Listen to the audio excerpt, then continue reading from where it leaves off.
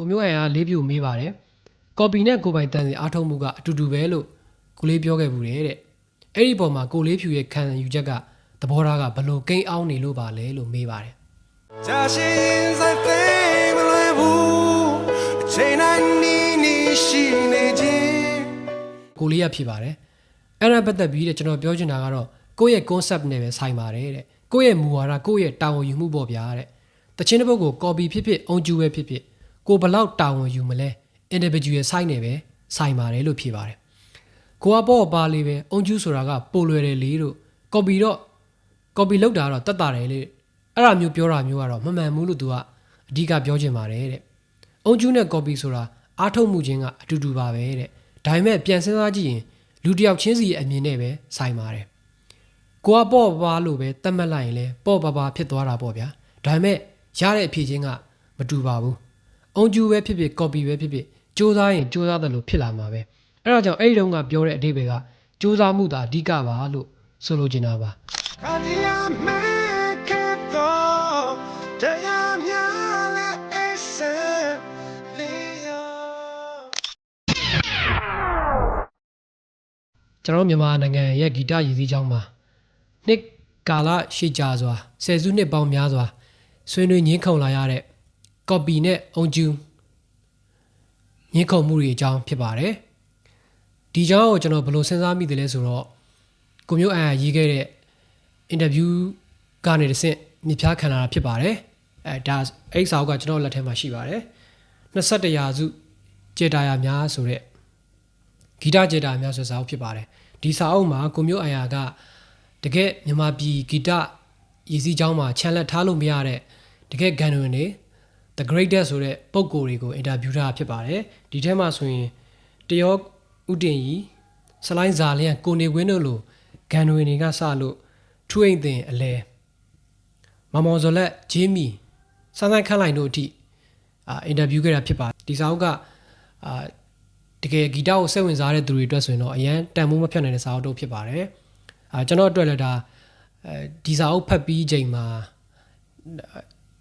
အများကြီးဘုဒ္ဓရရတယ်အသိပညာတိုးပွားရပါတယ်ထပ်လောင်းအနေနဲ့ကျွန်တော်ဒီထဲကအကြောင်းအရာတွေကို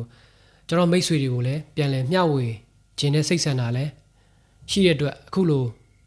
content ကိုကျွန်တော်လုပ်ဖို့စဉ်းစားရတာဖြစ်ပါတယ်အမှန်တော့ကျွန်တော်လွန်ခဲ့တဲ့2နှစ်လောက်ကကျွန်တော် Facebook မှာဒီအုံကျူးနဲ့ copy အကြောင်းဒီစာအုပ်ထဲကပဲဂီတပညာရှင်တွေမှတ်ချက်ပေးခဲ့တဲ့စကားတွေကိုကျွန်တော်စာအနေနဲ့အဲ့တုန်းကတင်ခဲ့ပူးပါတယ်အဲ့တုန်းကတော့ဒီဝေဖန်သူတွေထောက်ခံသူတွေကြားမှာအပြန်အလှန် controversial အငင်းခုန်တွေအများကြီးဖြစ်ခဲ့ပါတယ်ကျွန်တော်လေးစားရတဲ့ဂီတသမားတွေပြီးတော့ဂီတ page တွေကိုယ်တိုင်ကလည်းကျွန်တော်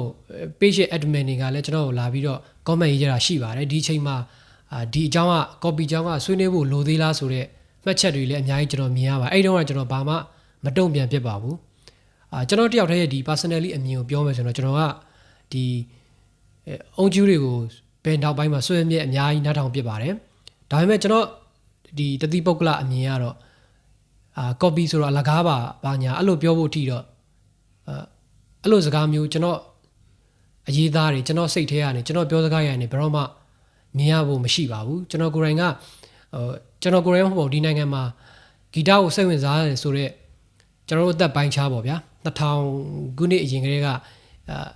ကြီးပြင်းလာခဲ့တဲ့အဝိုင်းအတိုင်းဝိုင်းကြားမှာဆိုရင်တော့ copy ကလည်းတကယ်ကိုအခြေအမြင့်ခိုင်မာစွာနဲ့ကျွန်တော်တို့ကို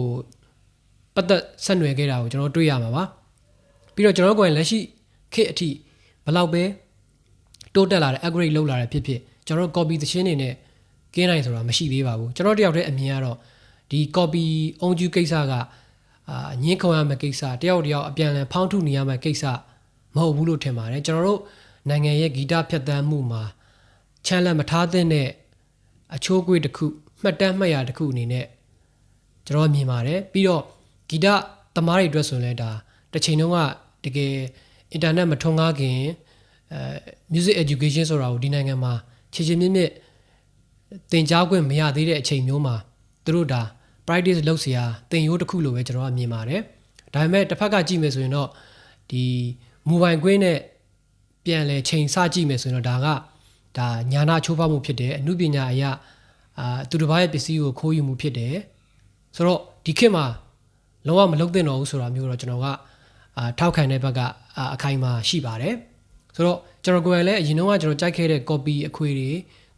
copy ဆိုပြီးတော့အောင်မြင်လာတဲ့ story ဆိုရင်နောက်ပိုင်းမှာကျွန်တော်သူတို့ရဲ့အုံကျူးတွေကိုပဲကျွန်တော်တေချာနားထောင် gear site ပြီးတော့နားထောင်ဖြစ်ပါတယ်ဆိုတော့ကျွန်တော်ရဲ့အမြင်ကိုပြောပြီးဆိုတော့ခင်ဗျားတို့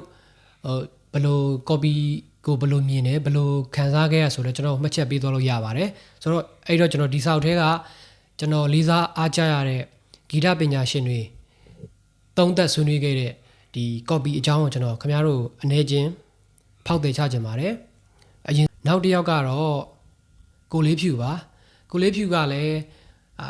ကိုလေးဖြူမှမဟုတ်ပါဘူးဒီ Iron Cross တစ်ဖွဲ့လုံးကဒီလွန်ခဲ့တဲ့ဆယ်စုနှစ်တွေမှာဆိုရင်2000ဝန်းကျင်နဲ့2000မတိုင်ခင်ဝန်းကျင်ကာလတွေမှာဆိုရင် copy တကယ်အနောက်တိုင်းမှာတကယ် hit ဖြစ်တဲ့အကောင့်တကအကောင်းဆုံးဆိုတော့rock တချင်းတွေကိုမြန်မာမှုပြုတ်ပြီးတော့အောင်မြင်လာတဲ့ band ဖြစ်ပါတယ်တကယ် copy ကြောင်းပြောရင်အမြဲတမ်းလူတွေစောင်းပြောခံရတဲ့ band လည်းဖြစ်ပါတယ်အထူးသဖြင့်လေးဖြူပေါ့ဗျာဘာလို့လဲဆိုတော့ဒီ copy နဲ့ပတ်သက်ပြီးသူ့ရဲ့အမြင်တွေသူဖြေကြားချက်တွေကပရိသတ်တွေလိုချင်တာနဲ့အဝင်ခွင့်ကြမဖြစ်တဲ့အတွက်လူတွေကအမြဲတမ်းသူ့ကိုဆိုရင်စောင်းမြောင်းပြီးတော့တိုက်ခိုက်တာမျိုးတွေလည်းရှိပါတယ်ဆိုတော့ဒီနေရာမှာတော့ကျွန်တော်ရဲ့အမြင်ကိုတော့ကျွန်တော်ထုံမပြောတော့ပါဘူးဒီ interview တွေကကိုလေးရဲ့အဖြေကိုပဲကျွန်တော်ပြောပြချင်ပါတယ်ကိုမျိုးရန်ကလေးပြူမေးပါတယ် copy နဲ့ကိုပိုင်တန်စီအားထုတ်မှုကအတူတူပဲလို့ကိုလေးပြောခဲ့ဘူးတဲ့အဲ့ဒီပုံမှာကိုလေးဖြူရဲ့ခံယူချက်ကသဘောထားကဘလို့ကိန်းအောင်နေလို့ပါလဲလို့မေးပါတယ်ဒီမေးခွန်းကိုလည်းကျွန်တော်လေးကြိုက်ပါတယ်ကျွန်တော်ကိုရင်ကသတင်းမီဒီယာမှာနှစ်ပေါင်းများစွာကျင်လည်ခဲ့ဘူးတယ်ပြီးတော့ interviewer တွေရဲ့shoot down perspective ကိုကျွန်တော်အမြဲတမ်းစိတ်ဝင်စားတဲ့သူဖြစ်တဲ့အတွက်ကျွန်တော်ကိုယ်တိုင်မိကိုမေးရမယ်ဆိုရင်လည်းဒီလိုမိကိုမျိုးတွေကိုမေးနိုင်ရမယ်လို့ကျွန်တော်အမြဲတမ်းအားခဲထားခဲ့တဲ့သူဖြစ်ပါတယ်ဒါကြောင့်ဒီနေရာမှာကိုမျိုးအာရရဲ့မိကွန်းတွေအစီအစဉ်ကြားနာမှုလည်းကျွန်တော်ထပ်လောင်းချီးကျူးခြင်းပါတယ်ပေါ့ဗျာဒါနဲ့ပတ်သက်ပြီးတော့ကိုလေးရဖြစ်ပါတယ်အဲ့ဒါပတ်သက်ပြီးကျွန်တော်ပြောချင်တာကတော့ကိုယ့်ရဲ့ concept နဲ့ပဲဆိုင်ပါတယ်တဲ့ကိုယ့်ရဲ့မူဝါဒကိုယ့်ရဲ့တာဝန်ယူမှုပေါ့ဗျာတဲ့တချင်းတစ်ပုဒ်ကို copy ဖြစ်ဖြစ်အုံကျူပဲဖြစ်ဖြစ်ကိုဘလောက်တာဝန်ယူမလဲ individual site နဲ့ပဲဆိုင်ပါတယ်လို့ဖြေပါတယ်ကိုကပေါ့ပါလေးပဲအုံကျူဆိုတာကပိုလွယ်တယ်လေလို့ copy လောက်တာတော့တတ်တာတယ်လေအဲ့ဒါမျိုးပြောတာမျိုးကတော့မမှန်ဘူးလို့သူကအဓိကပြောချင်ပါတယ်တဲ့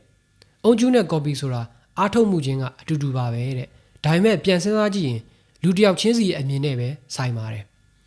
ကိုကပေါ့ပါလို့ပဲတတ်မှတ်လိုက်ရင်လေပေါ့ပါဖြစ်သွားတာပေါ့ဗျာဒါပေမဲ့ရတဲ့အဖြေချင်းကမတူပါဘူးအုံကျူပဲဖြစ်ဖြစ် copy ပဲဖြစ်ဖြစ်စူးစမ်းရင်စူးစမ်းတယ်လို့ဖြစ်လာမှာပဲအဲ့ဒါကြောင့်အဲ့ဒီတုန်းကပြောတဲ့အဓိပ္ပာယ်ကစူးစမ်းမှုသာအဓိကပါလို့ဆိုလိုချင်တာပါအားစိုက်ရမှာကအတူတူပါပဲဒီစာကငါရေးတာမဟုတ်ဘူးဒီစာကဖြစ်ငါရေးတဲ့ကထွက်တာမဟုတ်ဘူးဆိုပြီးတော့တန်မိုးမထားပဲနေလို့ရှိရင်ဘယ်ဖြစ်မလဲကိုယ့်ရဲ့တန်မိုးထားမှုကိုယ့်ရဲ့တာဝန်ယူမှုကိုယ့်ရဲ့စူးစမ်းမှုကသာအရေးကြီးတာပါလို့ကိုလေးကဖြေပါတယ်ဒီနေရာမှာကျွန်တော်ရဲ့အမြင်ကိုတစွန်းတစသေးသေးလေးခင်ဗျားတို့ပြောရရင်တော့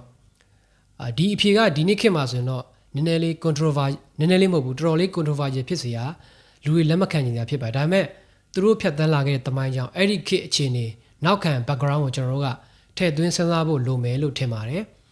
copy ဆိုပြီးတော့ကျွန်တော်တို့ကလက်လို့စပဲပြောလို့မရတဲ့အချက်ကမြန်မာပြည်မှာလည်း copy ဆိုတဲ့သူတွေအများကြီးတီးတဲ့သူတွေအများကြီးပါဒါပေမဲ့လူတိုင်းမအောင်မြင်နိုင်ပါဘူးကဘာကျော်တချင်းတွေကိုကြီးပဲတီးတဲ့ copy လုပ်ပြီးဆိုတဲ့အဖွဲ့တွေက Iron Cross Emperor မှမဟုတ်ပါဘူးတခြား band တွေတခြားအစိုးရတွေလည်းအများကြီးပါဒါပေမဲ့အောင်မြင်မှုစမ်းပြီးတော့စ조사အားထုတ်မှု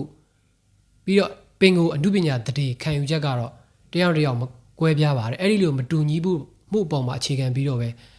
အောင်မြင်ပုံချင်းကွဲပြားသွားတာလို့ကျွန်တော်ထင်ပါတယ်ဒီနေရာမှာထပ်လောင်းပြောရရင်ကျွန်တော်ဘဝမှာအကြိုက်ဆုံးအုံကျူးအခွေတွေထဲမှာဆိုရင် Iron Cross ကကိုလေးဖြူအငဲကိုမျိုးကြီးဝိုင်းသူတို့ရဲ့ album တွေပါပါတယ်ကျွန်တော်အကြိုက်ဆုံးအုံကျူးအခွေထဲမှာပေါ့နော်ဒါကြောင့်ဒီနောက်ပိုင်းမှာတော့ကျွန်တော်ကအုံကျူးတွေ copy နဲ့ပတ်သက်ရင်ကျွန်တော်တိတ်အငင်းမပွားတော့ဘူးဒါပေမဲ့သူတို့ရဲ့အုံကျူးခွေတွေကိုပဲပို့ပြီးတော့တခုတ်တရနားထောင်ဖြစ်တယ်ဆိုတော့ဒါကျွန်တော်ဝန်ခံပါတယ်ကျွန်တော်ရဲ့အနီးနားအပေါင်းအသင်းအတိုင်းဝိုင်းတွေကိုလည်းကျွန်တော်အမြဲတမ်း ဒီလိုအုံကျူးတွေကိုပဲပို့ပြီးတော့အားပေးဖို့ကျွန်တော်တိုက်တွန်းဖြစ်ပါတယ်